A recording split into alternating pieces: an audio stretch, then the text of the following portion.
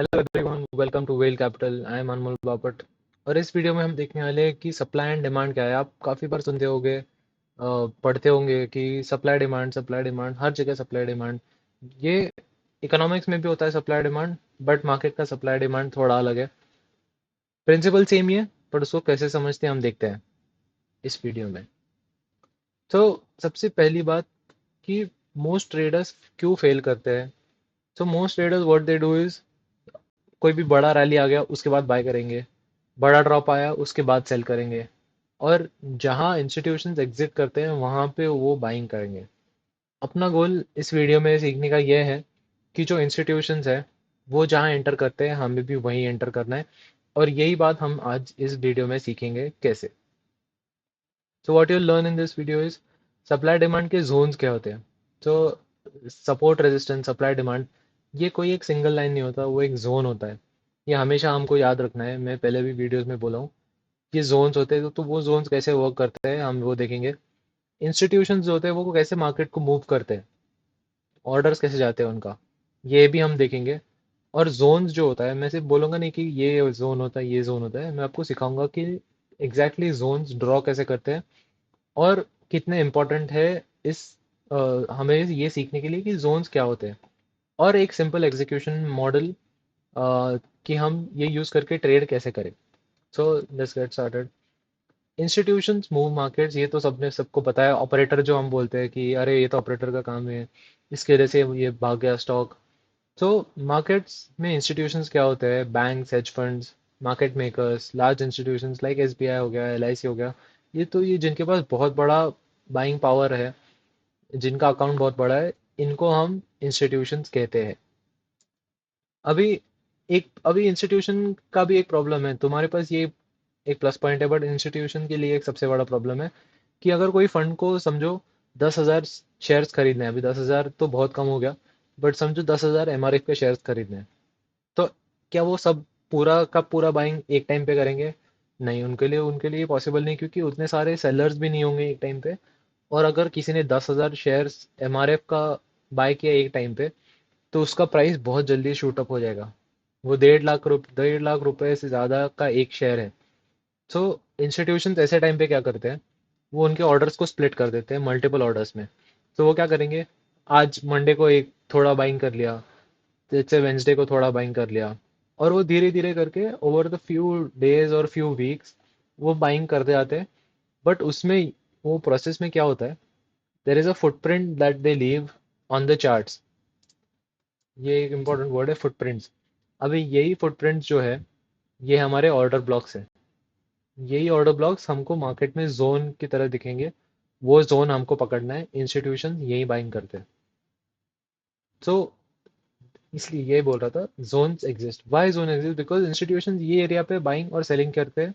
इसके वजह से ये जोन फॉर्म होता है। This is the foundation of supply and demand, कि इंस्टीट्यूशन जहाँ भी बाय करते हैं हमको वहीं बाय करना है, ना कि जहाँ इंस्टीट्यूशन सेल कर रहे हैं वहीं पे बाय करें, क्योंकि वहां से स्टॉक गिर रहा है। So what is a demand zone? Demand zone is an area where strong buying happens and previously entered in the market. मतलब ये जो है, ये जो छोटा चार्ट दिख रहा है, this is your demand zone. यहाँ पे क्या हो रहा है, इंस्टीट्यूशन यहाँ पे बाय कर रहे हैं, थोड़ा थोड़ा अक्यूमुलेशन यहाँ पे होते जा रहा है। तो अभी इसमें क्या होता है, यहाँ यहाँ उसने कंसोलिडेट थोड़ा सा किया, ऊपर गया, जब प्रॉफिट बुकिंग आया तो उसने वापस यही एरिया में सपोर्ट लिया, उसके बाद वापस गया। और ये ऐसे ही करता है कि डिमांड जोन होता है वो तुम्हारा सपोर्ट लेवल होता है almost every time. So this is your demand zone. अभी ये बड़ा चार्ट देखते हैं, ये तुम्हारा यहाँ पे, यहाँ पे, यहाँ पे इसने सपोर्ट लिया। और तो इस डिमांड जोन इज बेसिकली जहाँ पे बाइंग होती है, जो एरिया में बाइंग होती है। अब ये एक एक पॉइंट नहीं है, ये कैसा एक जोन है। मतलब यहाँ पे इस कैंडल्स के भी, ये बड़ी कैंडल के भी लो के यहाँ पे, ये कैंडल यहाँ पे है, ये यहाँ पे है, तो ये कैंडल का ये यहाँ पे। Similarly, so it is a zone. अब ये सिंगल लाइन नहीं है, ये कोई एक पॉइंट नहीं है, ये होता है क्लोज टू 0.5 to 1% का जितना होता है उतना गैप होता है। इसलिए हम इसको जोन कहते हैं, ना कि demand line. Similarly a supply supply zone is what? Supply zone तुम्हारा होता है जहाँ पे सेलिंग आती है। There strong selling happens. So यहाँ पे क्या होता है, यहाँ से ऊपर आया, यहाँ पे सेलर्स आए, प्रॉफिट बुकिंग हुआ, नीचे आया, डिमांड जोन से वापस ऊपर लेके गया, but sellers are active in this zone. ये पूरा जो सप्लाई जोन होता है यहाँ पे सेलर्स एक्टिव है, तो वो वापस मार्केट के नीचे लेके गए। और ये जो है, ये बड़े बड़े जो कैंडल्स दिख रहे हैं, so these are what help you to break out of any zone. अब ये ऊपर के साइड पे भी हो सकता है, नीचे के साइड पे भी हो सकता है। So this is supply zone. Demand zone is where the buying happens, supply zone is where the selling happens. So price reacts because institutional orders may remain unfilled, traders remember key levels, liquidity exists around those areas. So यही है, यहाँ पे भी institutions buy कर रहे हैं, और जो ट्रेडर होता है, अभी मैंने पिछले वीडियोस में भी तुमको बताया कि सपोर्ट रेजिस्टेंस के एरियाज हम क्यों ड्रॉ करते हैं, कि वो प्राइस पॉइंट पे मार्केट जो है वो रिएक्ट करता है। So that is what exactly is being told here. और लिक्विडिटी अराउंड दीज एरियाज मतलब क्या होता है, यहाँ पे अभी ये चार्ट में वॉल्यूम नहीं दिख रहा है, बट ऐसे टाइम पे इस जगह पे क्या होता है, ट्रेडर्स एक्टिव हो जाते हैं और काफ़ी फास्ट बाइंग होती है, इसलिए यहाँ पे वॉल्यूम बढ़ता है, तो इसे हम बोलते हैं कि लिक्विडिटी यहाँ पे बढ़ गई है। So result is what, aggressively यहाँ पे मूवमेंट आता है। अभी एग्रेसिव मूवमेंट का क्या, एक तुमको अगर कोई देखना होगा, तो ये बड़े बड़े जो कैंडल्स है, ये बड़े कैंडल्स जो है, ये सेलिंग के लिए बड़ा कैंडल है। तो ये कैंडल्स फॉर्म होते हैं, इस इसके तुमको पता चलता है कि यहाँ पे अग्रेसिव बाइंग या सेलिंग जो कुछ भी है वो हो रहा है। सो अभी रिवर्सल डिमांड जोन एक कंसेप्ट है, वो क्या होती है कि मार्केट का काफी टाइम से गिर रहा है मार्केट, उसके बाद उसने एक जोन ऐसा आया जहाँ पे मार्केट कंसोलिडेट कर रहा है, ऊपर नीचे हो रहा है, और इस जोन के बाद मार्केट भाग गया है। सो पहले का ट्रेंड क्या था, बेरिश, मार्केट नीचे आया, उसके बाद कंसोलिडेट किया, बेस बना, ये तुम्हारा बेस है, ईज लग रहा है पर वो बेस है, उसके बाद भाग गया। तो यहाँ पे तुम्हारा इस बेस के पास तुम्हारा रिवर्सल आ रहा है, ये देख यहाँ पे डिमांड जोन बन गया है, ये एक डिमांड जोन बन गया है, और यहाँ पे ट्रेंड रिवर्सल हो गया है। So this signals potential bullish reversal. यहाँ से नीचे आया, कंसोलिडेट किया, ऊपर गया, this is your reversal demand zone. What is similarly, अभी बुलिश बेरिश दोनों सेम होता है, बट वो बस फ्लिप हो जाता है। तो इसमें क्या हो रहा है, मार्केट ऊपर ऊपर ऊपर आया, एक जोन बना, यहाँ पे उसने कंसोलिडेट किया, और यहाँ से वो नीचे आया। सिमिलरली यहाँ पे क्या हो रहा है, पहले बुलिश था, फिर कंसोलिडेट हुआ, यहाँ पे बेस बना, और यहाँ पे वापस नीचे आ गया। This is your in reversal supply zone. मतलब ये क्या होता है, ये तुम्हारा बेरिश रिवर्सल के सिग्नल करता है। देखो, मार्केट भागा, एक पॉइंट पे एक जोन में आया, यहाँ पे कंसोलिडेशन हुआ, फिर नीचे गिर गया। तो this is a very strong zone based trading जो काफ़ी लोग करते हैं, इसमें ट्रेडर्स ये ऐसे जोन आइडेंटिफाई करते हैं। अभी वो कौन से जोन है वो मैं बताऊंगा, आप ड्रॉ कैसे करोगे वो भी बताऊंगा। कंटिन्यूएशन डिमांड और कंटिन्यूएशन सप्लाई करके भी दो होते हैं। सो पहले तो देखते हैं कंटिन्यूएशन डिमांड क्या होता है। इसमें क्या होता है, मार्केट ऊपर आया, उसने एक बेस बनाया, यहाँ पे कंसोलिडेट किया थोड़े टाइम के लिए, और फिर जो प्रीवियस ट्रेंड था वो कंटिन्यू किया। तो इसको अभी पहले बुलिश, कंसोलिडेशन, फिर से बुलिश। अभी ये जो जोन होता है ये कौन सा भी शेप होता है, ये पैरेलल हो सकता है, ये वेज शेप्ड हो सकता है, ये ऐसा बन सकता है, ये ऐसा ऐसा भी बन सकता है। ये थोड़ा बेरिश आता है, बट ये बुलिश है, दीज आर बुलिश। तो यहाँ पे कंसोलिडेशन कोई भी पैटर्न में आ सकता है। ये यहाँ पे हम देख रहे हैं ये कैसा बना है, उसके बाद वापस कंटिन्यू किया। तो these are consolidation patterns. Same यहाँ पे जो ट्रेंड है, कंसोलिडेट, ट्रेंड, सेम ट्रेंड, इसलिए ट्रेंड कंटिन्यूएशन सेटअप। सिमिलरली क्या हो रहा है, मार्केट बेरिश था, एक पॉइंट पे उसने कंसोलिडेट किया, उसके बाद वापस बेरिश हो गया। तो यहाँ क्या होता है, इस पॉइंट पे क्या होता है, बाइंग हुआ, थोड़ा शांत हुआ मार्केट, यहाँ पे थोड़ा प्रॉफिट बुकिंग हुआ, कोई कोई ट्रेडर्स बाहर निकल गए। बट ये तुमको ये देखना है कि वीसीपी में जो बोल रहा हूँ, ये ऐसे ऐसे ही पैटर्न के ऊपर बनता है। यहाँ पे क्या होता है, ये जो वीसीपी बनता है, वोलेटिलिटी कॉन्ट्रैक्शन, इसी पॉइंट्स पे पूरा जो इंस्टीट्यूशन होता है वो अक्यूमुलेशन कर होता है यहाँ पे। उसके बाद जब फटता है तो बहुत बहुत फास्ट फटता है। सिमिलरली यहाँ पे जिनके शॉर्ट पोजीशन है इसलिए गिरता है। शॉर्ट पोजीशन थोड़ा कट होता है यहाँ पे, मनी चेंजेस हैंड्स। और फिर यहाँ पे क्या हो रहा है, शॉर्ट पोजीशंस जो है वो इंस्टीट्यूशंस अक्यूमुलेट कर रहे हैं, उसके बाद जो फटता है वो एक जोर से फटता है। अभी ये जोन्स ड्रॉ कैसे करें हम ये देखते हैं। Step one is to find a strong move. तो आपको यहाँ पे क्या देखना है, एक्सप्लोसिव कैंडल्स देखनी है, स्ट्रॉन्ग मोमेंटम जहाँ पे वो देखना है। अभी मोमेंटम कैसे चेक करते हो, बड़ा कैंडल चाहिए, उसके साथ वॉल्यूम भी चाहिए, और अगर वो और कोई इंडिकेटर समझो मूविंग एवरेज या आरएसआई के साथ है तो वो भी तुमको देखना है। अभी ये एक वीडियो मैंने मूविंग एवरेज का पिछले इसमें बनाया था, वो देखो तुम कि कैसे तुमको दो या तीन चीजें ऐड करके तुमको कोई डिसीजन लेना है। तो स्ट्रॉन्ग मूव या एक्सप्लोसिव कैंडल्स का एग्जांपल अभी देखते हैं। ये जो है आईटीसी, ये बड़े बड़े बड़े जो कैंडल्स आ रहे हैं, ये तुम्हारे होते हैं एक्सप्लोसिव कैंडल्स। ये देखो, ये ये भी है, बट यहाँ पे वॉल्यूम ड्राई अप होगा, हुआ होगा। बट अभी उसके बाद फिर ये कैंडल बनी, ये बनी, ये बनी। ये थ्री वाइट सोल्जर्स है, मतलब ये बहुत स्ट्रांग बुलिश पैटर्न है, थ्री वाइट सोल्जर्स करके। और इसके साथ वॉल्यूम बढ़ा होगा, ये 2022 का है if I am not wrong, ITC का ये चार्ट है। Again this is a very strong explosive candle. तो इसमें क्या देखो, मोमेंटम दिखा था, यहाँ पे वॉल्यूम बढ़ा था, एक्सप्लोसिव कैंडल्स से, बड़े बड़े कैंडल्स से। और क्लियर इम्बैलेंस तुमको दिख रहा था यहाँ पे, क्योंकि the bulls are clearly in strength, they are holding the market, भागाते लेके जा रहे हैं। थोड़ा भी नीचे आया मार्केट, ये बाय ऑन डिप्स मार्केट है, थोड़ा भी नीचे आया बाइंग हो रही है, इसलिए ये तुम्हारा है स्ट्रांग मूव। अब ये स्ट्रांग मूव डिफाइन हो गया, तुम्हारा ट्रेंड एक हो गया। फिर तुमको बेस ढूंढना है। तो एक्सप्लोसिव मूव जो होता है, before the explosive move the price usually pauses, जो मैं तुमको इसमें बताया था। यहाँ पे आया, मूव हुआ, थोड़ा पॉज लिया, भाग गया। यही मार्केट में चलता है, और यही तुमको फाइंड करना है कि कैसे। For demand zone mark the base before the rally, और for supply zone mark the base before the drop. Simple.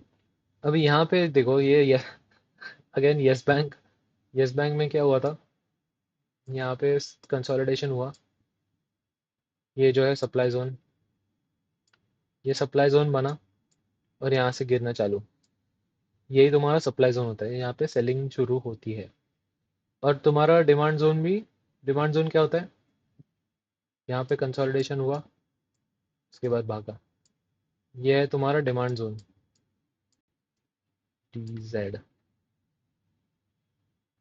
Okay.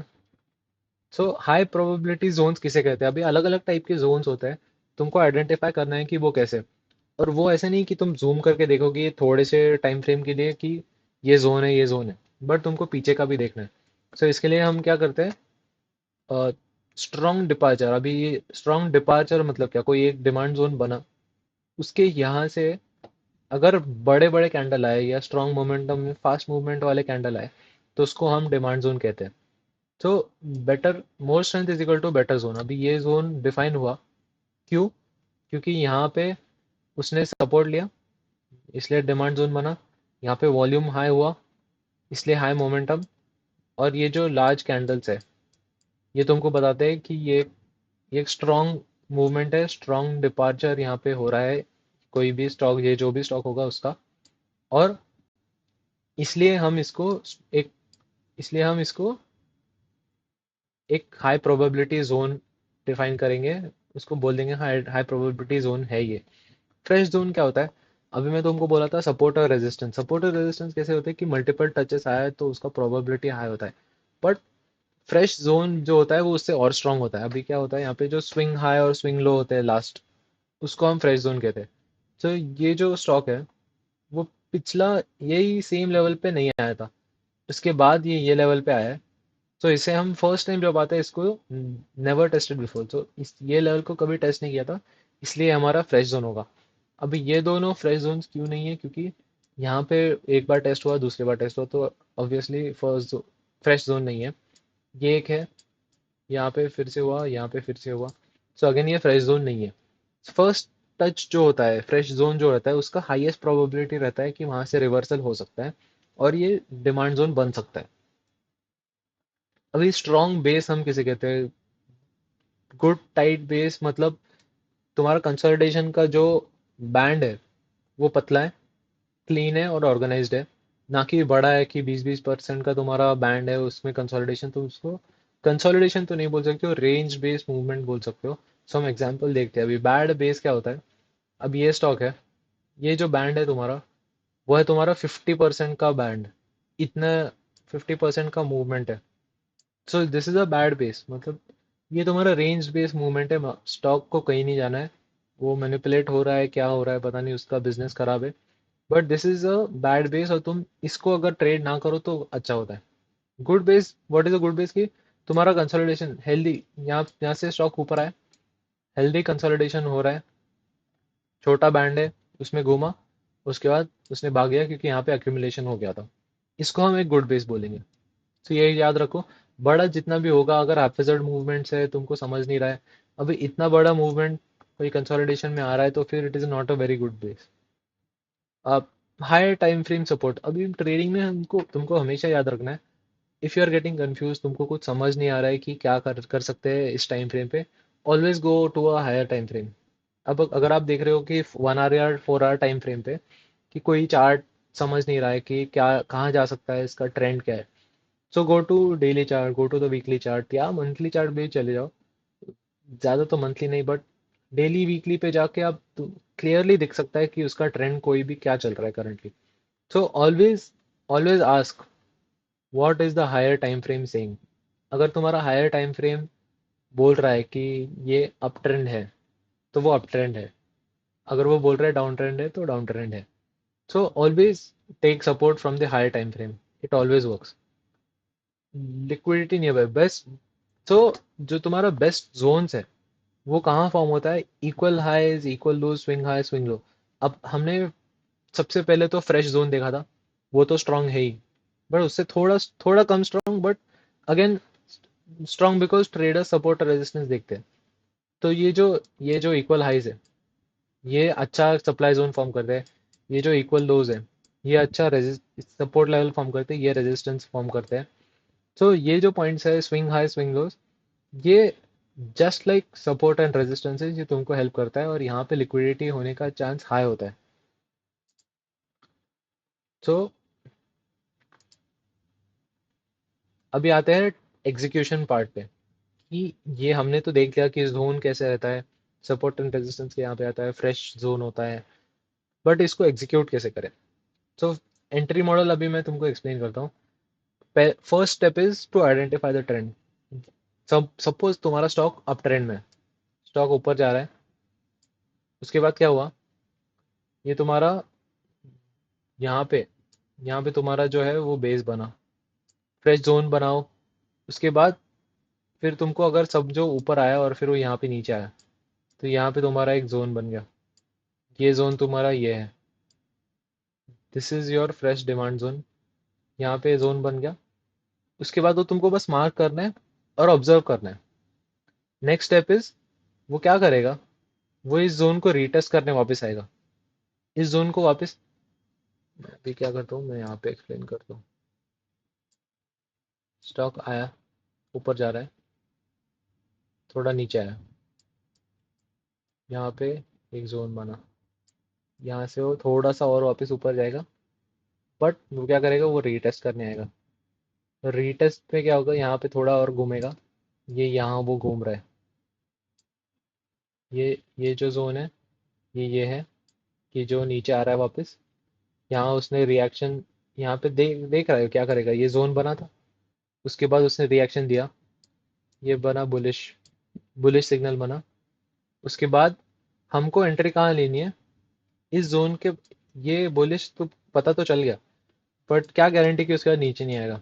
इसके बाद हमको रुकना है, 1-2 टका मार्केट को दे दो, एक बार कंफर्मेशन कैंडल आ जाए यहाँ पे, मिल पता चल जाए कि इसका हाई प्रोबेबिलिटी है कि ये ऊपर जाएगा, तब एंट्री लो। और तुम्हारा एसएल होना चाहिए इसके नीचे, वो आगे बताऊंगा। सो एक बार एंट्री हो गई तो मार्केट भाग गया। अभी इसका स्टॉप लॉस मैं बोल रहा हूँ, एसएल उसको स्टॉप लॉस कहते हैं। तो एसएल तुम्हारा कहाँ होना चाहिए? यहाँ पे तुम्हारा बुलिश बन गया, और तुम्हारा जो जोन तुमने डिफाइन किया था उस जोन के नीचे चाहिए, क्योंकि क्या है, वो इसमें तो टच कर सकता है पर उसका चांस थोड़ा कम होगा कि इतना नीचे आएगा। तो तुम्हारा स्टॉप लॉस नीचे चाहिए। ऐसे तुमको स्टॉप लॉस प्लेस करना है। अभी ये था तुम्हारा लॉन्ग ट्रेड के लिए। नेक्स्ट देखते हैं शॉर्ट ट्रेड के लिए क्या होगा। मार्केट ऊपर आया, यहाँ पे उसने ये जोन बना हमारा सप्लाई जोन, उसके बाद उसने बेरिश कैंडल दिया, यहाँ पे तुमने कंफर्म होने दिया, इस पॉइंट पे एंट्री लिया तुमने, और यहाँ पे नीचे गया। बट तुमको स्टॉप लॉस कहाँ लगाना है? ये जो सेलिंग जोन है, सप्लाई जोन, इसके ऊपर। यहाँ अगर लगाओगे तुम स्टॉप लॉस, तो वो तो जोन ही है, वहां पे तो हिट होने का चांस हाई है। इसलिए सप्लाई जोन के ऊपर लगाना है, जिसका प्रोबेबिलिटी कम है ये पॉइंट टच कर सके। और टारगेट, प्रॉफिट टारगेट, अभी काफी लोग कंफ्यूज होते हैं कि हम ये कैसे ले, प्रॉफिट कैसे डिसाइड करें कि कितना लेना है। कुछ कुछ लोग होते हैं जो परसेंटेज डिसाइड करते हैं, बट वो, अगर तुम तभी कर सकते हो जब तुमको स्टॉक का नेचर पता है और तुमको पता है कि वो स्टॉक कैसे मूव करेगा। तब ऐसे टाइम पे तुम ले सकते हो कि समझो 6% लेना है, 8% लेना है। बट नॉर्मली क्या करते हैं, अभी तुमने अगर यहाँ पे एंट्री लिया है और तुम्हारा एसएल, सबसे पहले तुमको एसएल डिसाइड करना है, तुम कितना लॉस वो ट्रेड पे ले सकते हो। और जितना तुम्हारा लॉस तुम ले सकते हो उससे डबल तुमको तुम्हारा प्रॉफिट टारगेट रखना है। मतलब क्या है, अगर अगर यहाँ से यहाँ 10 रुपए है, 10 अगर तुम्हारा एसएल है, तो तुमको तुम्हारा टारगेट 20 रुपए रखना है। मतलब यहाँ से यहाँ 20 तुमको मिलना चाहिए। अगर तुम रिस्क 10 रुपए कर रहे हो तो तुमको तुम्हारा रिवॉर्ड का टारगेट 20 रुपए चाहिए। ये एक सिंपल रूल है, 1:2। रिस्क टू रिवॉर्ड ये तो चाहिए ही चाहिए, फिक्स। कुछ भी देखो तुम, सब ये ओवरव्यू है लॉन्ग सेटअप शॉर्ट सेटअप का।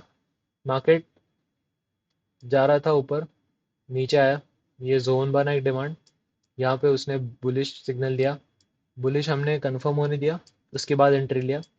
और जो डिमांड जोन था उसके नीचे एसएल। सिमिलरली मार्केट नीचे आ रहा था, थोड़ा ऊपर आया, यहाँ पे उसने, यहाँ नीचे आया, सप्लाई जोन बना, यहाँ पे उसने ट्राई किया सप्लाई जोन में क्या हो रहा है। यहाँ पे सेलर स्ट्रांग था, नीचे आया, तुमने यहाँ पे बेरिश सिग्नल तुमको यहाँ मिला, बट तुमने कंफर्म किया कि ये सच में नीचे जा रहा है, इसलिए एंट्री 1-2 टका देके तुमने यहाँ लिया शॉर्ट ट्रेड का, वो अच्छा हुआ। बट तुमने स्टॉप लॉस कहाँ लगाया? तुम्हारा जो सप्लाई जोन था उसके ऊपर। ये हो गया तुम्हारा ट्रेड ओवरव्यू, बुलिश और बेरिश सेटअप दोनों के लिए। अभी इतने सारे मिस्टेक्स होते हैं जो ट्रेडर्स बनाते हैं मार्केट में, कि हर हर कोई बाउंस दिखा तुमको वहां पे बेस बना देते हैं। पर तुमको क्लियरली देखना है कि अगर वहां पे कंसोलिडेशन हो रहा है तो वही तुम्हारा बेस है। अदरवाइज नॉर्मल सपोर्ट रेजिस्टेंस भी हो सकता है। बट तुमको इस टाइम पे क्या करना है तुमको, कि अगर तुम 4 घंटे 4 आवर टाइम फ्रेम पे ट्रेड करते हो, तो तुमको जाना है डेली और वीकली में, और वहां पे तुमको तुम्हारा जोन्स मार्क करना है। क्योंकि जितना तुम टाइम फ्रेम नीचे नीचे आओगे, उतना मार्केट तुमको ज़्यादा ऊपर नीचे होते हुए दिखेगा। तो जितना हायर टाइम फ्रेम से करोगे तुमको मार्केट क्लियर दिखेगा, नॉइस कम होगा। ऐसे टाइम पे तुमको जाके मार्क करना है तुम्हारे जो भी जोन्स हैं, वो जोन्स बेस्ड कुछ भी बोलो।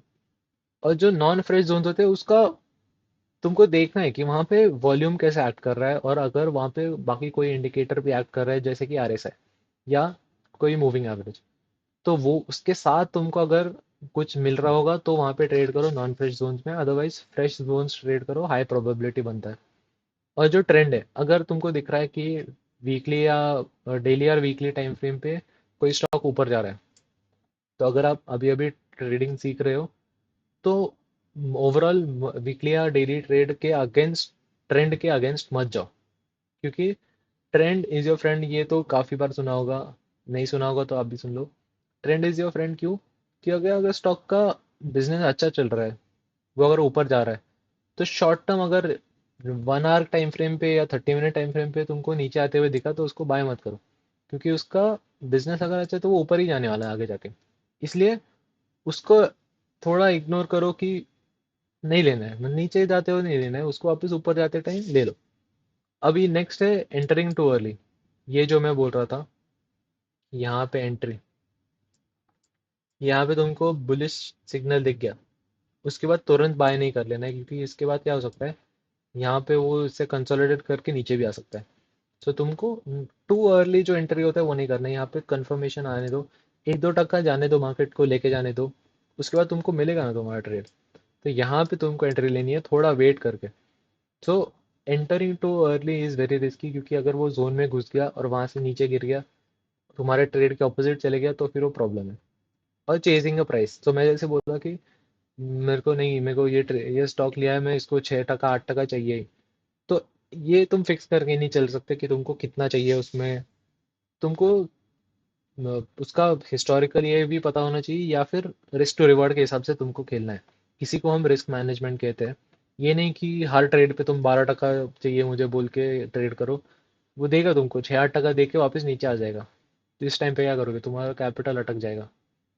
सो कंप्लीट फ्रेमवर्क अभी देखो। फर्स्ट इज ट्रेंड, तुम्हारा ट्रेंड क्या है वो आइडेंटिफाई करो, हायर टाइम फ्रेम पे जाकर करो, डिसाइड करो कि अब बुलिश ट्रेंड है बेरिश ट्रेंड है, उसके हिसाब से ही ट्रेड करो। स्ट्रॉन्ग मूव देखना है तुमको, मोमेंटम देखना है, उसके साथ वॉल्यूम बर्स्ट हो रहा है वो देखना है। इससे तुमको पता चलेगा स्ट्रॉन्ग मूव क्या है।